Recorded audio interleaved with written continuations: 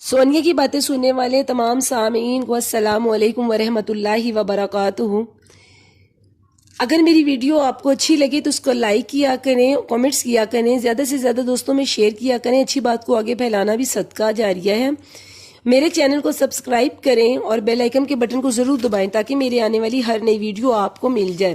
ناظرین، آج میں ایک شخص کے بارے میں اپنی رائے دینا چاہتی ہوں۔ وہ شخص تو نہیں، اسے جاہل آپ کہہ سکتے ہیں، اور ڈاکٹر بھی کسی لحاظ سے نہیں کہتے تھے کیونکہ پاگلوں کا ڈاکٹر ہے، چلیں یہ کہہ لیتے ہیں۔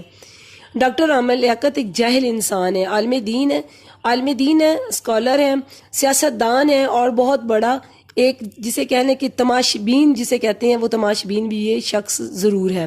عالم دین یہ اس وقت تک آدمی نہیں بن سکتا جب تک کہ وہ اس پر عمل نہ کرے۔ اور سب سے پہلے میں آپ کو یہ بتانا چاہتی ہوں کہ خلیل الرحمن کے ساتھ میرا جسم میری مرضی پر اس نے بہت زیادہ بحث کی، جس پر اس نے خلیل الرحمن کو کہا کہ تمہیں دماغی ڈاکٹر کو دکھانا چاہیے، تم نفسیاتی علاج کرواؤ، انسانوں سے دور رکھا جائے۔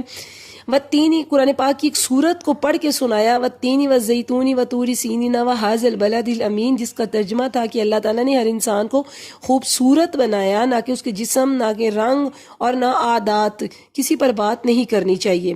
اگر ایک خاتون نے اگر خلیل الرحمن کو شٹ اپ کہہ دیا تو پھر آگے سے یہ بھی شٹ اپ کہتے ہیں، گندی زبان مت بولتے، ان کو عورت کی عزت نہیں کرنی آتی، عورت کی عزت کرنی چاہیے، اور عورت بہت مقدس ہے، عورت یہ ہے، عورت وہ ہے، ٹھیک ہے۔ یہ بندہ اپنے شو میں عورتوں کو بلا کر بدتمیزی کرتا، گندے الفاظ استعمال کرتا، اور افطاری کے بعد جس نے شو کیا اس میں اس نے ناگن کا ڈانس کیا، جس پر لوگوں نے بہت زیادہ تنقید کا نشانہ بنایا، اور ڈاکٹر عامر لیاقت نے کہا کہ میں نے مذاق اپنا بنایا ہے، آپ کا مذاق نہیں بنایا۔ اگر آپ میرا ناگن کا شو دیکھ کر اگر آپ کی ماں خوش ہوتی ہے، اس میں آپ کا کیا جاتا ہے؟ بے وقوف شخص، کسی کی ماں تمہیں اس طرح دیکھ کر خوش نہیں ہوتی۔ اللہ تعالیٰ نے تمہیں جتنی عزت دی تھی، تمہیں جتنی شہرت دی، تمہیں پیسہ دیا، تمہیں مقام دیا، صرف وہ اللہ اور اللہ کے رسول اور میلاد کا صدقہ تھا کہ جو تمہیں مل رہا تھا۔ جب تم نے اسلام کو چھوڑ دیا، تم عورتوں کے درمیان بیٹھنے لگے، تم نے بری باتیں کی، تم نے غلط نظریے سے ہر لڑکی کو دیکھنا شروع کر دیا، اللہ نے تمہاری بربادی شروع کر دی۔ تم نے خلیل الرحمن کو بہت زیادہ باتیں بتائی۔ ڈاکٹر عامر لیاقت ایک ایسا بندہ ہے، جب اس نے بشرا اقبال کو چھوڑ کر طوبہ کے ساتھ شادی کی، اس بندے نے جب اس نے دوسری شادی کی، اور جب طوبہ کے ساتھ یہ عمرے پر گیا تو اس کی بیٹی دعا، اس نے کہا کہ بابا آپ کا خدا عمرہ قبول نہیں کرے گا، ٹھیک ہے کہ آپ لوگ منافق ہیں۔ ٹھیک بات کی اس نے، یہ منافق ہے، اس لیے اس کی بیٹی نے بھی اس کے بارے میں صحیح کہا۔ اور پھر اس کی دوسری بیوی طوبہ نے کہا کہ مکہ اور مدینہ ایک ایسی بستی ہے جہاں پر اللہ تعالیٰ جب تک کسی کو حاضری کا شرف حاصل نہ ہو تو وہ بندہ نہیں جا سکتا۔ ہم اللہ کی نظر میں بہت اچھے تھے، اور اللہ تعالیٰ سچ جانتا ہے، اللہ ہی فیصلے کر سکتا ہے۔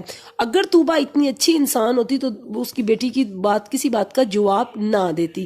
عامر لیاقت کو اللہ تعالیٰ نے عزت دی، شہرت دیا، اسلام کا ذکر کرنے سے اور دعا مانگنے کا طریقہ بھی انہوں نے بہت زیادہ لوگوں نے عامر لیاقت سے ہی سیکھا، جبکہ اللہ تعالیٰ کے احکام کے مطابق جب اس نے کام کرنا چھوڑ دیا تو اس کی بربادی شروع ہو گئی۔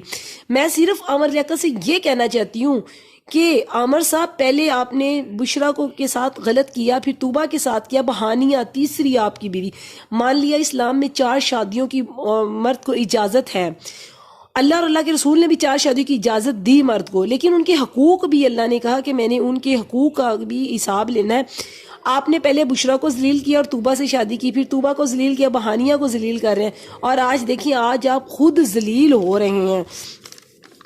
آپ کو شرم نہیں آتی کہ آپ ایک اسکالر ہیں، آپ ایک مذہبی آدمی ہیں؟ آپ نے صنم بلوچ کے ساتھ کتنے، آپ کا اگر وہ شو دیکھا جائے تو شرم آتی ہے کہ آپ نے ادب کے دائرے میں کہیں بھی نہیں تھی، آپ نے بدتمیزی کے ساتھ تمام شو کو کیا۔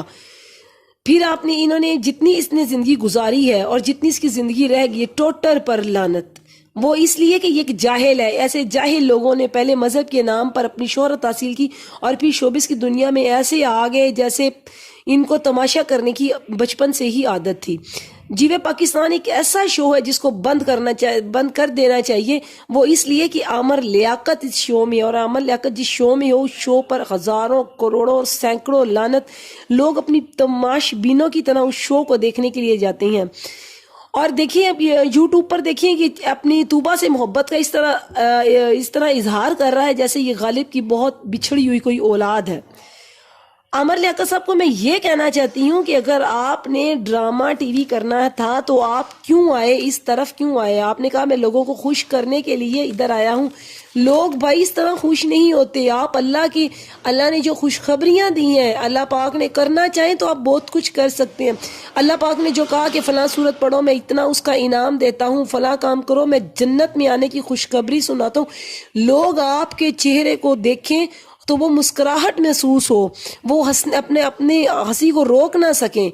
یہ کیا ہے کہ آپ جگت بازی کر رہے ہیں اور لوگ اپنی ہنسی کو کنٹرول نہیں کر سکتے. چہرے پر مسکراہٹ لانے کا جو ہے، حضور علیہ الصلوۃ والسلام کبھی زور سے نہیں ہنسے تھے، آپ کی چہرے پر مسکراہٹ آتی تھی. اور عامر لیاقت نے کیا لوگوں کو پیغام دیا؟ بے حیائی پھیلائی، اپنی ایک بیوی ٹی وی پر لے کر آیا، پھر دوسری لے کر آیا، تیسری لے کر آیا. کیا ماجرا، اس کی کتنی بیویاں؟ اب کیا اس کو یہ عورت کے حقوق یاد نہیں آ رہے ہیں؟ اب یہ کس جگہ پر بیٹھا ہوا ہے؟ کیوں اس کو شرم نہیں آ رہی؟ اگر وہ اس کی بیوی ہے تو اس کو تسلیم کرے. اگر نے نکاح کیا تھا تو پھر اس کو تسلیم کرے. وہ لڑکی سے بھی میں کہنا چاہتی ہوں، ہانیہ سے بھی میں یہ ایک بات کرنا چاہتی ہوں کہ ہانیہ، جو بچیاں اپنے ماں باپ کو تکلیف دے کر اس طرح کے بندے کے ساتھ چھپ چھپا کر نکاح کرتی ہیں، وہ تمہاری طرح بعد میں اسی طرح سے ذلیل ہوتی ہیں. ماں باپ کی مرضی کے مطابق اگر تم زندگی گزارتی تو آج تم اس طرح ذلیل نہ ہوتی. کیا وہ تمہیں اپنی بیوی مان رہا ہے؟ نہیں، وہ تمہیں اپنی بیوی نہیں مان رہا. توبہ طلاق. عامر لیاقت کی زندگی تو ختم ہو گئی. جس کے عورت کے اندر سے اس کے بچے تھے، جو اس کے بچوں کی ماں تھی، اس نے اس کو چھوڑا. اس کے بعد اب توبہ بھی طلاق کا تنازع کر رہی ہے کہ مجھے طلاق دے دے. اب رہ گئی ہانیہ، اور ہانیہ کو تو اللہ ہی حافظ ہے، سمجھ نہیں آ رہا اس کا کہ وہ بچی کتنی سچ ہے کتنی غلط ہے. آئیے ناظرین، اللہ تعالیٰ سے دعا کرتے ہیں کہ اللہ تعالیٰ ہمارے ملک میں جس طرح کے جتنے بھی جھوٹ بولنے والے اسکالر ہیں تمام کا خاتمہ کرے، تاکہ ہمارا ملک آئندہ نسلوں کے لیے بہتر سے بہترین مثال بنے. اللہ حافظ.